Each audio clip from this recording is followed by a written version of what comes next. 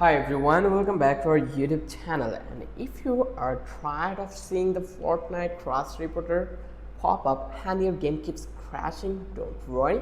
In this quick video, I will show you 3 easy ways to fix it so you can get back to playing. So first solution, verify games files. So first, open the Epic Game Launcher, go to the library, and then find Fortnite and click the three dots next to it. And you just need to select the manage and then click verify.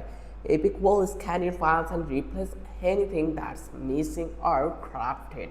This fixes most crash issues.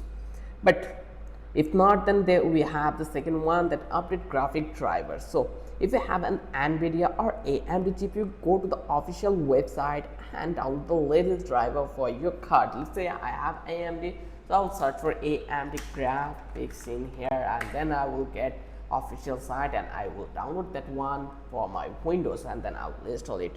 So you can also update through device manager. You just need to click start button like this way, like, and then search for device manager, and you just need to open that one and expand display adapters. Once you did, then here you will find out your graphics. So you just need to right click your GPU and then update the driver. You just need to click this one, and in this way you can fix your Fortnite crash report. Now let's talk about third one, that run Fortnite as an administrator and adjust compatibility.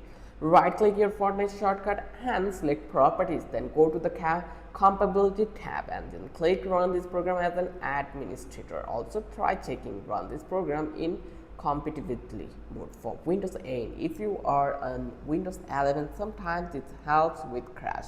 That's it, a quick fix for your Fortnite crash reporter. Verify your game, update your drivers, and run as admin.